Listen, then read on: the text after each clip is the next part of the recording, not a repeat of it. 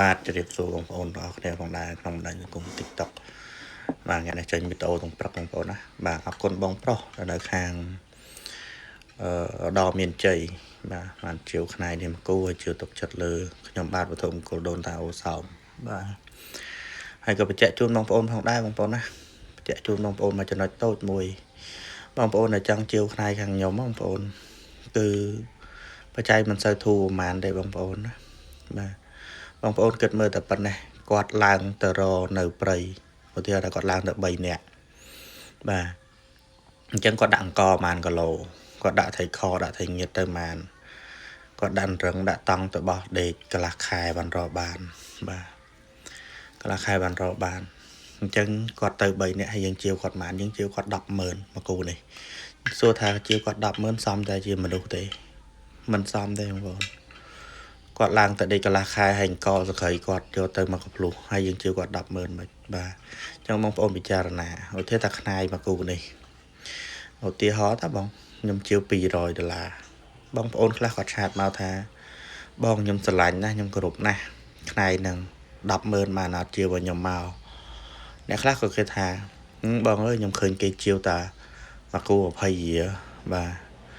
អត់អីទេបងប្អូន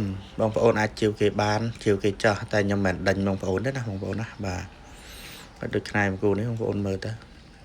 ហើយគាត់ទៅរកទៀតថាទៅរកកន្លះខែគាត់ចុះមកវិញអញ្ចឹងយើងជឿគាត់បាន20000ក៏អត់សមដែរបើគិតមើលគ្នាគាត់3នាក់គាត់ទៅកន្លះខែហើយចុះមកពីព្រៃវិញយើងជឿ20000សមអត់ទេ20000គាត់ចែកគ្នា3នាក់បានម្នាក់70000ហ្នឹងហើយចឹងក៏លក្ខីកម្លាំងពលកម្មដែលគាត់ទៅដេកកន្លះខែរកខ្នាយអញ្ចឹងបងប្អូនបាទហើយអ្នកខ្លះឆាតមកខ្ញុំឃើញគេប្រហោះជាប៉ុណ្ណេះអត់អីទេបងខ្ញុំអត់ដូចគេទេរបស់ខ្ញុំគឺបងប្អូនអាចតាមដានវីដេអូខ្ញុំគឺគាត់ដឹងហើយបងប្អូនដែលតាមដានខ្ញុំមានតែតិចតួចទេអត់មានទាំងកញ្ច្រែងទាំងកភួនដូចគេទេ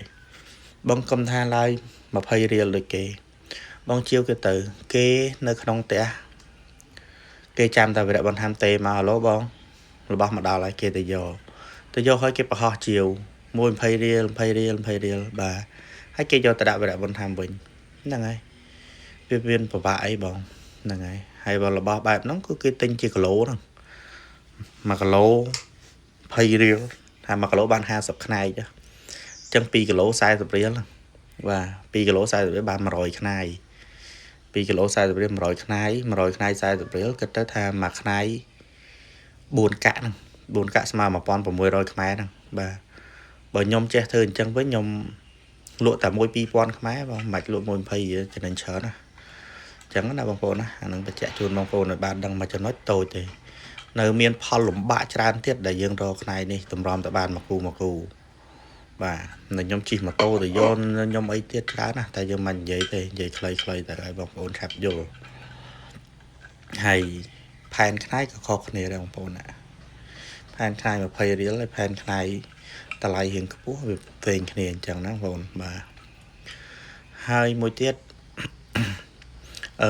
ខ្ញុំខ្នែកដែលបងចង់ជាពីគេហ្នឹងគឺខ្ញុំអាចប្រៀបធៀបមួយគេបានទេខ្នែកគេផ្សេងខ្នែកខ្ញុំផ្សេងអញ្ចឹងណាបងប្អូនណាបាទហើយយកតម្លៃមកពោកលោកឡំគ្នាក៏អត់ត្រូវដែរអញ្ចឹងបងប្អូនគួរគិតមើលពិចារណាខ្លួនឯងចុះបាទហើយចំពោះដែលបងប្អូននិយាយថាគេជាវប៉ុណ្ណឹងមិនក៏ខ្ញុំជាវតម្លៃប៉ុណ្ណេះប៉ុណ្ណោះបងប្អូនគិតមើលទៅបាទនិយាយទៅ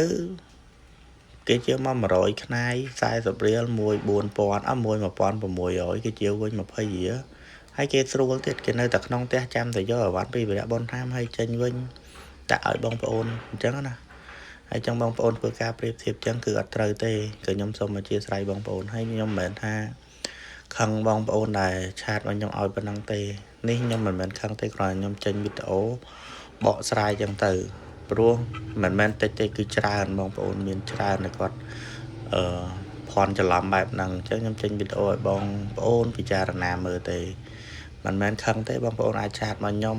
ព្រោះរបស់យើងអាចតថ្លៃបានក្នុងសិទ្ធិរបស់បងប្អូនអាចតថ្លៃចោះ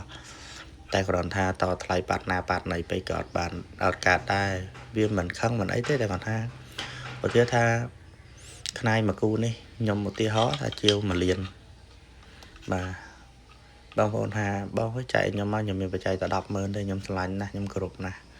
បងប្អូនគិតមើលខ្លួនឯងមុននឹងបងប្អូនហាមាត់ឲ្យខ្ញុំប៉ុណ្ណឹងបងប្អូនមិនគិតថាគាត់ទៅរកនៅព្រៃហ្នឹងកន្លះខែ20ថ្ងៃងំទៅបានមកគូហ្នឹងហើយខ្ញុំបងប្អូនឲ្យខ្ញុំ 100000 ហើយចុះខ្ញុំជាវិគាត់ម៉ែខ្ញុំជាវិគាត់ 20000 មែន 30000 មែនបាទបងប្អូនមានគិតដល់ចំណុចហ្នឹងអត់អញ្ចឹងណាបាទហើយបងប្អូនថាឃើញគេផុសជាវតែ20បាទ20រៀលបានហ្នឹងហើយគេទិញជាគីឡូមកហ្នឹងខ្នាយហ្នឹងហើយបងប្អូនទិញយកទៅគ្រប់ចោះតែគាត់ថារបស់គ្រប់របស់ដូនតាខ្មែរយើងដូចខ្ញុំបានបញ្ជាក់ពីជារឿយអញ្ចឹងបងប្អូនរបស់ល្អមិនដែលថោករបស់ថោកមិនដែលល្អទេបាទហើយបងប្អូនពិចារណាហើយក៏គួរតែរៀនមើលខ្លួនឯងផងដែរបាទនៅប្រភេទខ្នាយជាមួយសាច់ខ្នាយហ្នឹងហើយក៏ព្រឹកនេះមានតែប៉ុណ្្នឹងទេចែកជាចំណេះដឹងជូនដល់បងប្អូនទាំងអស់គ្នា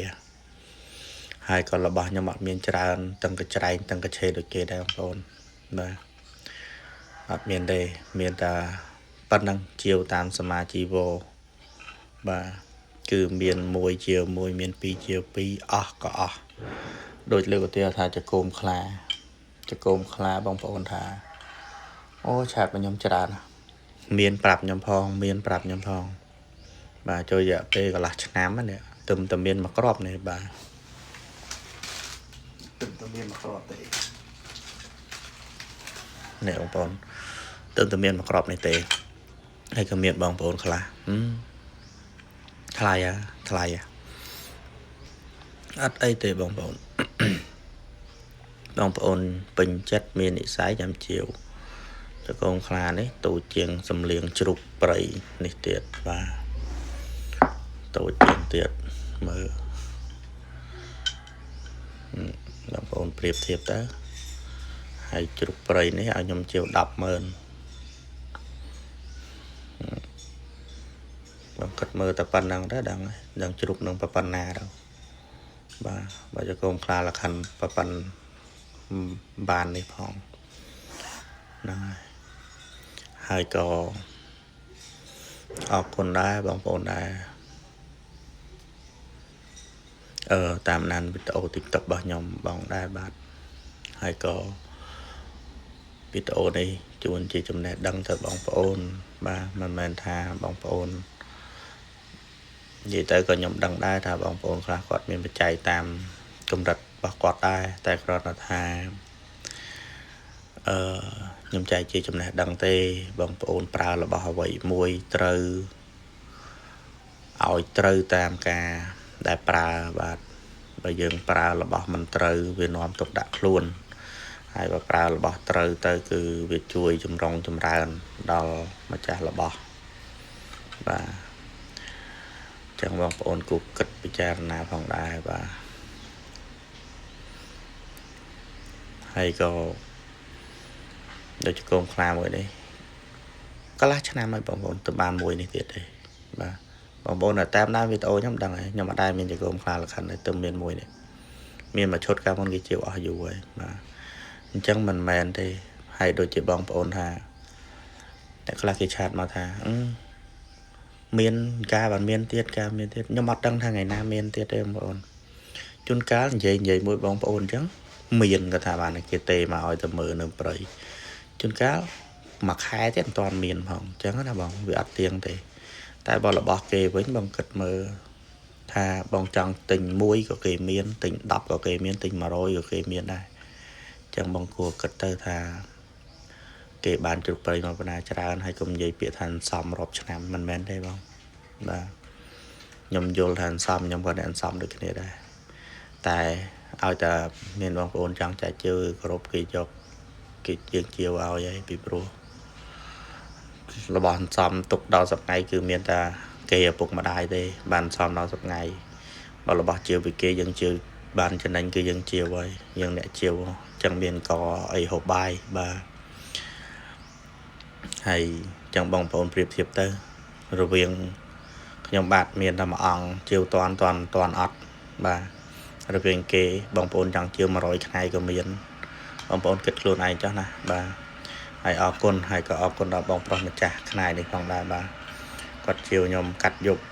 ហ្នឹងហើយជូនពរបងយកទៅមានលៀបមានជ័យបងខាងដល់មានជ័យបាទអរគុណច្រើនសុខសប្បាយជាកុំខ្លានេះមានតែមកក្របទេបាទពិសេសដោះនឹងពួនទៀតបងប្អូនណាបាទអរគុណច្រើនសុខសប្បាយ